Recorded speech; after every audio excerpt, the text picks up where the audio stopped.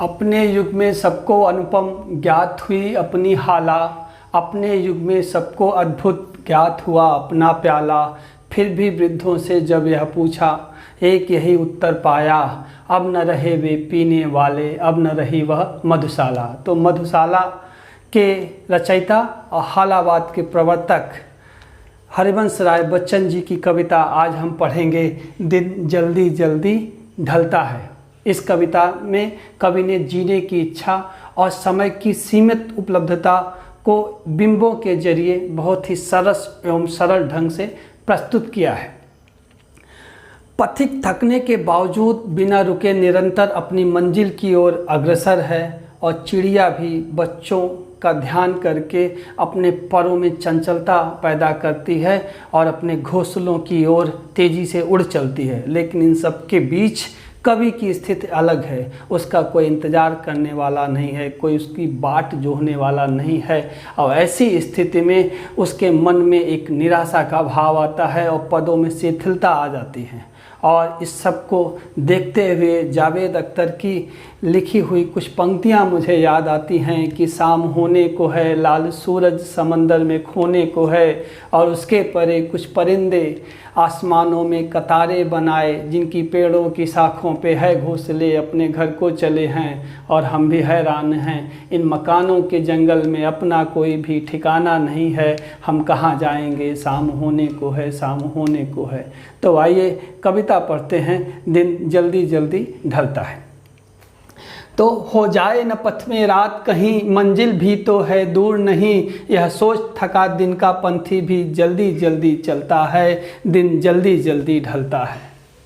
हो जाए न पथ में रात कहीं, पथ माने रास्ता, रास्ता रास्ते में कहीं रात न हो जाए। मंजिल, मंजिल माने गंतव्य, जहाँ जाना है, और भी तो है दूर नहीं, यह सोच थका, थका माने जो पूरी तरह से काम करके थकान के का भाव अनुभव करता हो।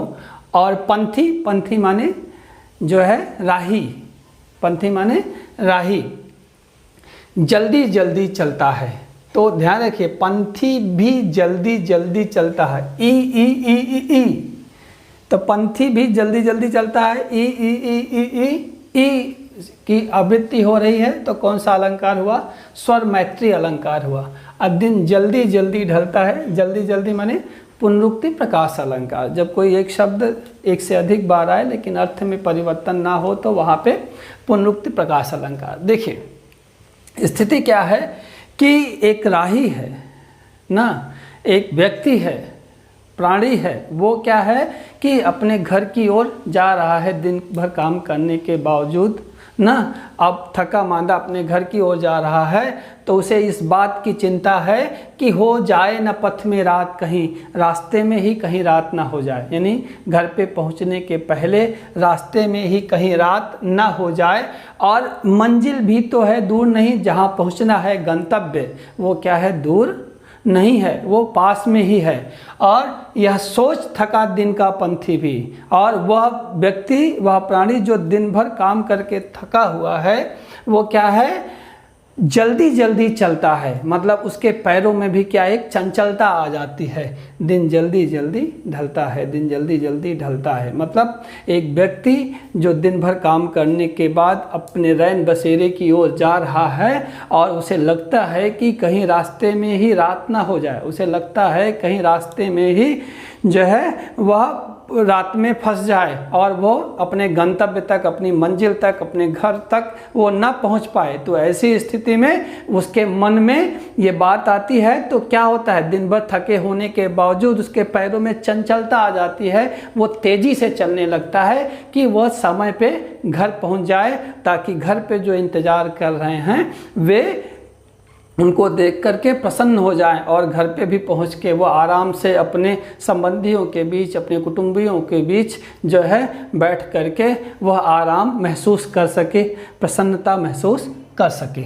आगे, बच्चे प्रत्याशा में होंगे, नीड़ों से झांक रहे होंगे, और यह ध्यान परों में चिड़िया के भरता कितनी चंचलता है, दिन जल्दी जल्दी ढलता है। दूसरी सिचुएशन देखिए, ये बात किसकी हो रही थी? प्राणियों की हो रही थी, व्यक्तियों की हो रही है। यहाँ बात चिड़ियों की हो रही है, पक्षियों की हो रही है कि बच्चे प्रत्याशा में क्या है? आशा में, प्रत्याशा में आशा में, इंतजार में होंगे। नीड़ों से, नीड़ों माने अपने घोंसलों से, नीड़ माने घोंसला से झांक रहे होंगे ना, झांक रहे होंगे मतलब अपने घोंसलों से मुंडी उठा उठा करके इंतजार कर रहे होंगे, झांक रहे होंगे, देख रहे होंगे।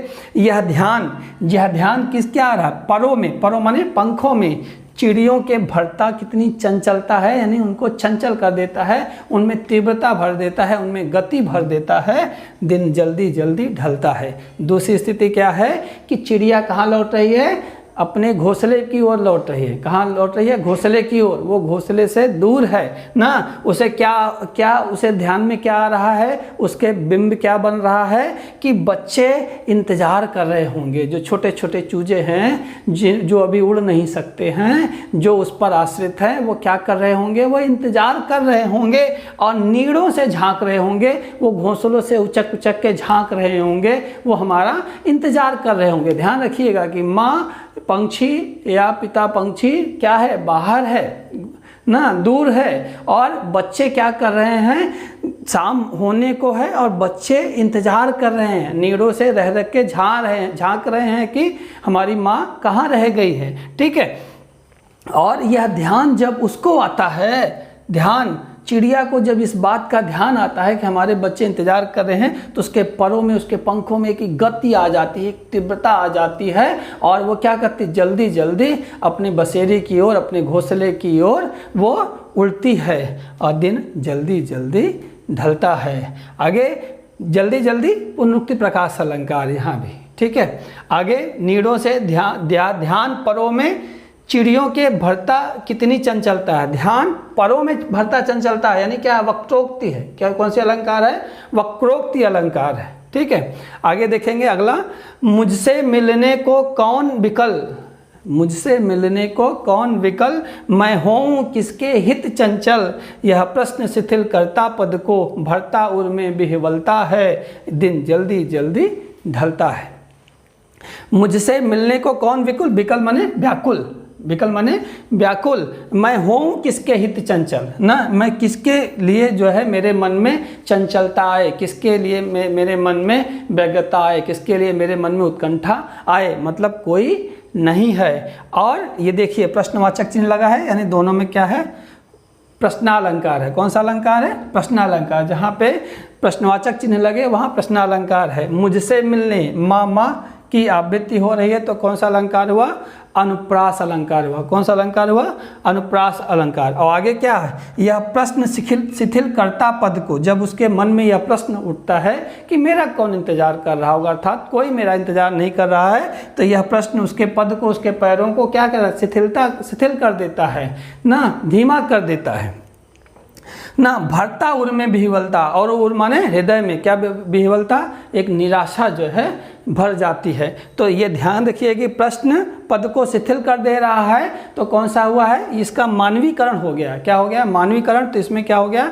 मानवीकरण अलंकार हो गया है। और दिन जल्दी जल्दी ढलता है, अर्थात दिन क्या है? वो तेजी से बीत रहा है। आगे देखते हैं व्याख्या इसकी कि मुझसे मिलने को कौन विकल। ये तीसरी स्थिति, पहला स्थिति सामान्य प्राणी की है ना, जिसे अपनी मंजिल की चाह है, गंतव्य तक पहुंचना है, घर पे पहुंचना है, क्यों? कोई इंतजार कर रहा है, कोई देख रहा है। दूसरी स्थिति चिड़ियों की है कि छोटे चूजे बच्चे क्या है? घोंसलों से झांक रहे हैं, अपनी माँ का इंतजार कर रहे हैं, और इसके यह ध्यान आते ही चिड़िया के पंखों में गति आ जाती है। तीसरी स्थिति किसकी है? कवि की है। ये स्थिति दोनों स्थितियों से अलग है। अलग है, क्यों अलग है? क्योंकि उसका कोई इंतजार नहीं कर रहा है ना, कोई घर में ऐसा नहीं है। ऐसा क्यों हुआ है? क्योंकि हमने बताया लेखक की पहली पत्नी कौन? श्यामा की मृत्यु हो चुकी है ना, और अब वो एकाकी है, अकेला है। उसे उसके जो पत्नी है, जो उसकी प्रेमिका थी, वह परलोक सिधार गई है, अब घर में उसका कोई इंतज़ार करने वाला नहीं है। तो कभी जब लौट रहा है कहाँ, घर की ओर, तो क्या कह रहा है कि मुझसे मिलने को कौन विकल, मैं घर जा रहा हूँ तो मेरा वहाँ कोई इंतज़ार नहीं है, मेरे लिए वहाँ पे कोई व्याकुल नहीं है, अर्थात मेरा कोई इंतज़ार नहीं कर रहा है। मैं हूँ किसके हित चंचल, तो किसके लिए मेरे मन में क्या है, चंचलता आए, किसके लिए मेरे मन में एक व्यग्रता आए, किसके लिए मेरे मन में एक बेचैनी आए। और यह प्रश्न, जब उसके दिमाग में यह प्रश्न आता है कि कौन मेरा इंतज़ार कर रहा है, अर्थात कोई नहीं कर रहा है, तो यह प्रश्न उसके पैरों को शिथिल कर देता है। उसके पैरों को क्या कर देता है, शिथिल कर देता है, यानी धीमा कर देता है। और भरता उनमें विह्वलता, उसके मन में, उसके हृदय में एक क्या हो जाता है, नैराश्य आ जाता है, एक उदासी आ जाती है, एक निराशा आ जाती है, और दिन जल्दी जल्दी ढलता है, दिन जल्दी जल्दी ढलता है। तो ये इसका आपने देखा, इसकी व्याख्या।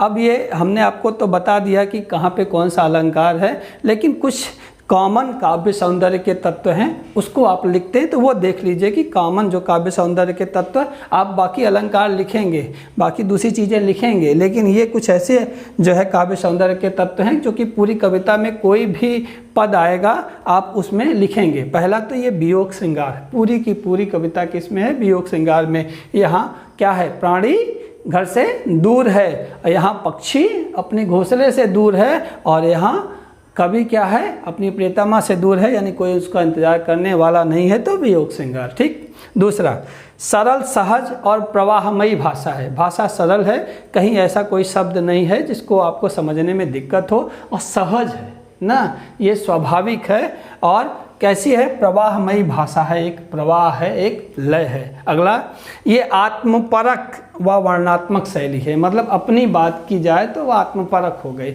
और वर्णन किया जा रहा है तो वर्णनात्मक शैली हो गई। ठीक। भाषा संस्कृत निष्ठ है। संस्कृत निष्ठ क्या होता है कि जब तत्सम शब्द आ जाते हैं भाषा में तो हम कह सकते हैं कि संस्कृत निष्ठ है, क्योंकि तत्सम शब्द वे शब्द हैं जो संस्कृत भाषा से सीधे हिंदी में आ गए हैं। तो ये भाषा क्या है, संस्कृत निष्ठ है। इसके साथ ही वो सरल भी है और सुकोमल भी है, यानी सुकोमल वर्णों का प्रयोग हुआ है, और जो कर्कश वर्ण है उनका प्रयोग नहीं हुआ है। अभिव्यक्ति की सरलता है, मतलब सरल स्वाभाविक ढंग से अपनी बात कही गई है। और क्या है, मानविक बिंबों द्वारा भाव प्रवणता की अभिव्यक्ति हुई है। जो बिंब है, क्या कौन सा बिंब है, पहला तो चिड़िया का बिंब है, पक्षी का बिंब है। दूसरा ये कि हर प्राणी मात्र का बिंब है, जो अपने गंतव्य से, अपनी मंजिल से दूर है, उसे अपनी मंजिल पाना है। और तीसरा क्या है, इस व्यक्ति का वर्णन है। तो जो बिंब हैं वो क्या हैं, उनके द्वारा जो कविता का भाव है वो अच्छे ढंग से व्यक्त हुआ है। और सबसे अंतिम चीज़ है कि गेयता का गुण क्या है, विद्यमान है। गेयता का गुण विद्यमान है, आप इसको गा सकते हैं। तो ये कविता थी दिन जल्दी जल्दी ढलता है। मुझे लगता है आपको समझ में आ गई होगी, और अगर आपको समझ में आई है तो आप कृपया इसे लाइक कीजिए, शेयर कीजिए, और मिलते हैं अगले वीडियो में। तब तक के लिए नमस्कार।